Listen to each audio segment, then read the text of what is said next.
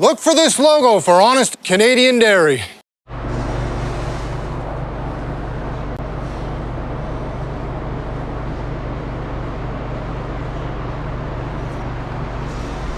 So good evening, everybody.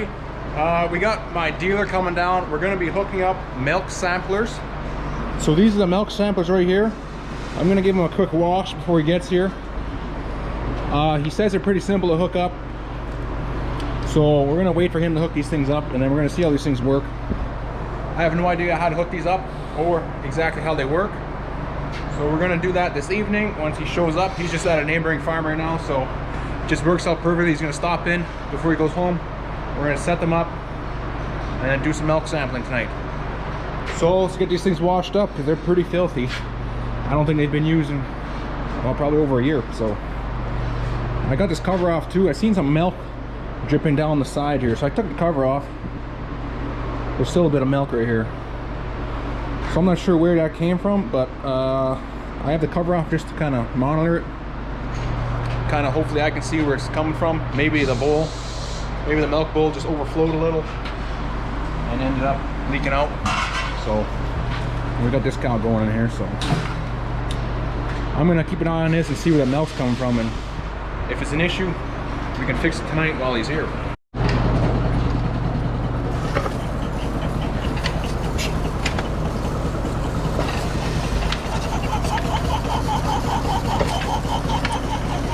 So there's that cow, hooked up, not even in 30 seconds. That's pretty impressive stuff. So exactly what it's doing now is washing the teats, like I said before. This is a dump jar. This is gonna wash the teats. All the wastewater is gonna go in there. It's gonna pre-strip them, and then it's gonna start. They start milking in about a minute and a half, minute and 45 seconds. We have it set on the computer. I believe it's set for 45 seconds of stimulation, and then it'll pre-strip and then it'll start milking her. So this girl's gonna want in there right away too. Hey. All right, let's get these boxes washed here.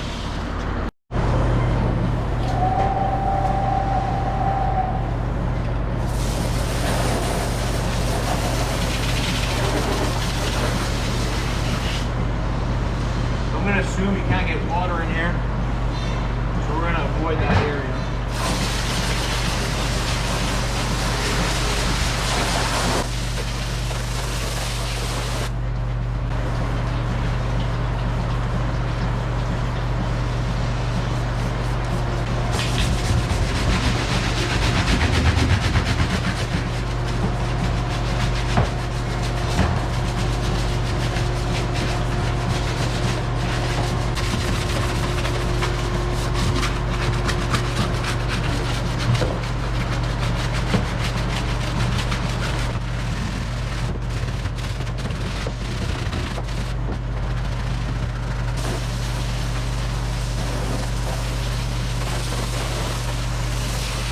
Alright, that looks a lot better. Let's get all the dust and everything off of them. So inside these things, I don't exactly understand. I don't know how it works, so you gotta bear with me here. Holy crap. So that's the inside.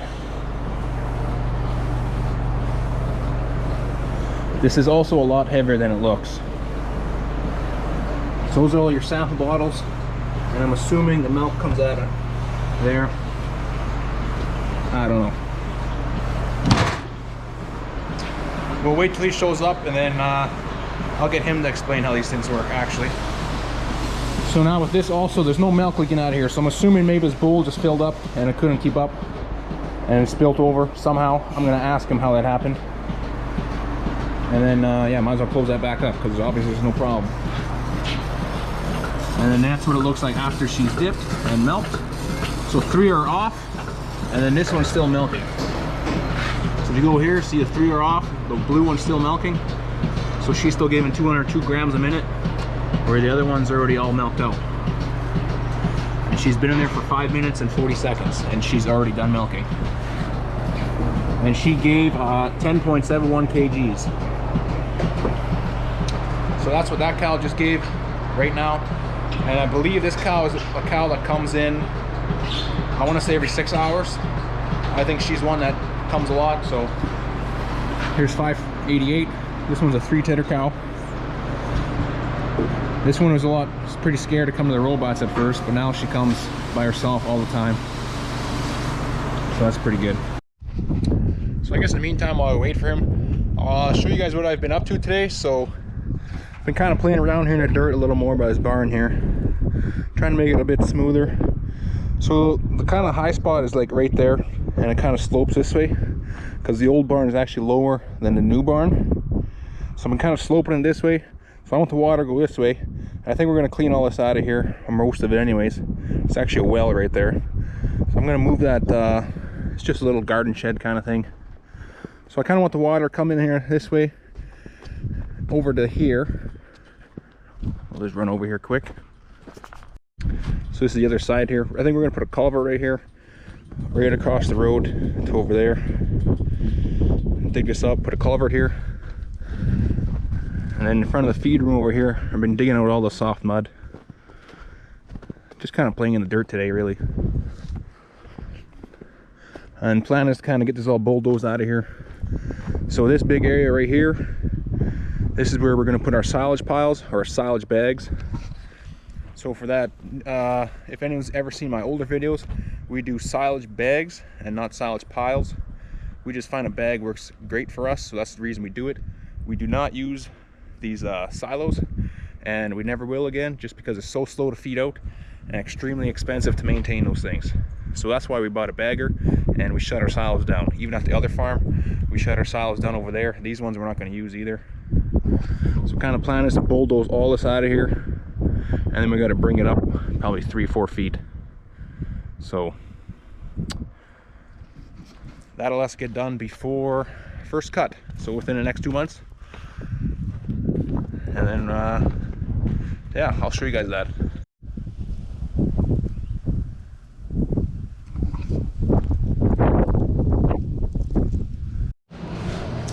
All right, so it's actually the next morning right now. Last night, you can see, we got snow. Well, it's still kind of snowing. Typical Manitoba weather for you. Just as it was drying up, get some more snow.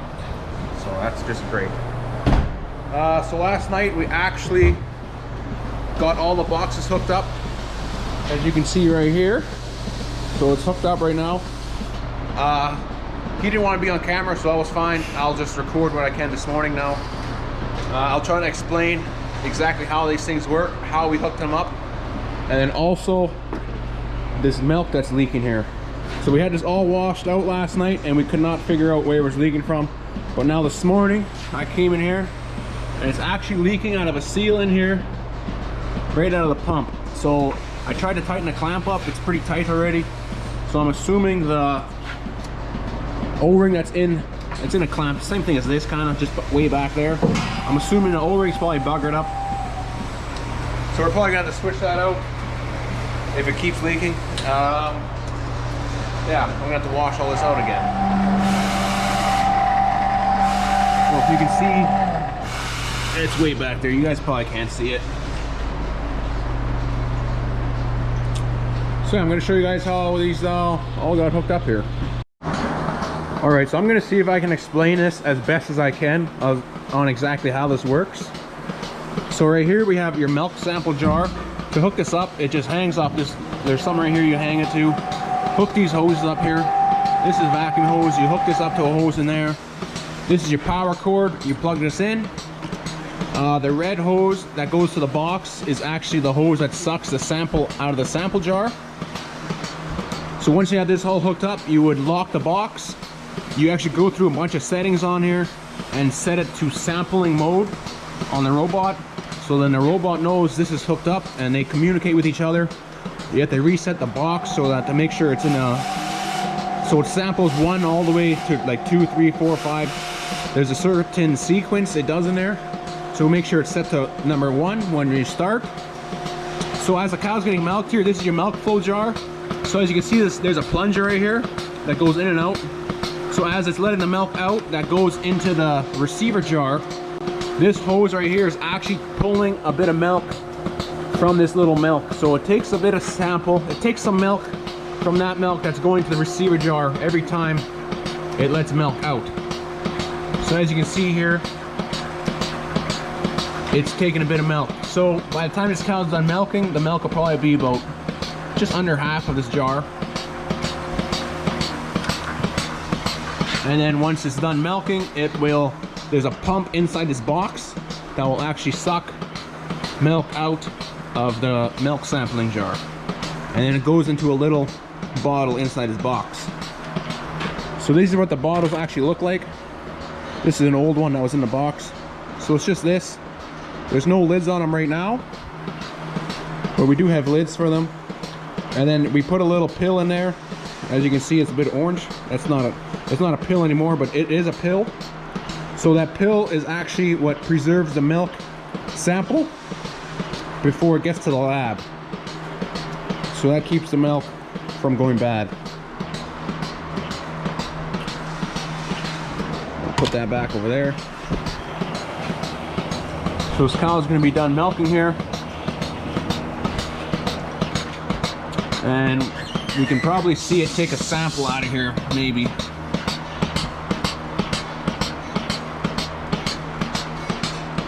So she just gave, well, yeah, 11 kgs in 4.5 minutes. So now she's gonna come off, or she's still milking on 1/4 actually, so.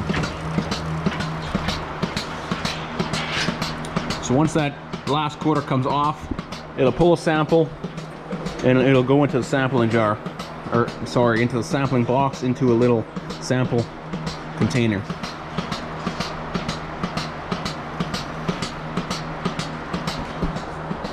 So hopefully that kind of makes sense.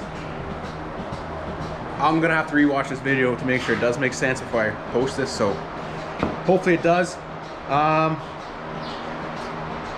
Yeah, that's how you sample milk, and this is actually a first time we're doing this, so this is all new to me. But now I know exactly how it works. So next time we sample milk, which might be every month. Also, the reason we actually sample, or we're going to be sampling, the main reason we don't have somatic cell counters on these robots, we are still debating about putting them on, but there's pretty big cost there. So the main reason we're going to send these samples so we know exactly what cows have exactly what somatic cell count, and then we do management decisions from there. So this cow just got into this robot. Reason I have this paper towel here, because this jar was actually not sealing right, so it's just sitting on there. And yeah, let's watch this robot hook this thing up.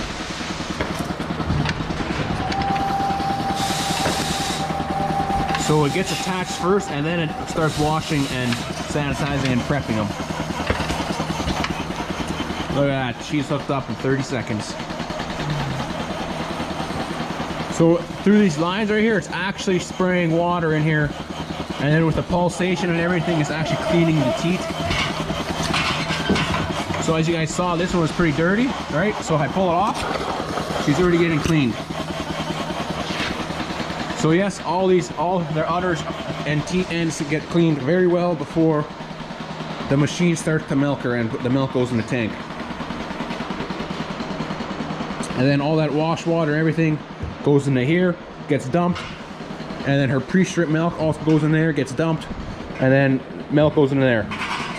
And the same thing on this robot. It's this plunger, it'll take a sample, same thing, into the box. And yeah, that's how you milk sample. So I gotta keep pushing cows here right now. So these are actually all my fetch cows this morning. See if we can go up here. I kind of make a pen here, fetch them. I am fetching cows right now.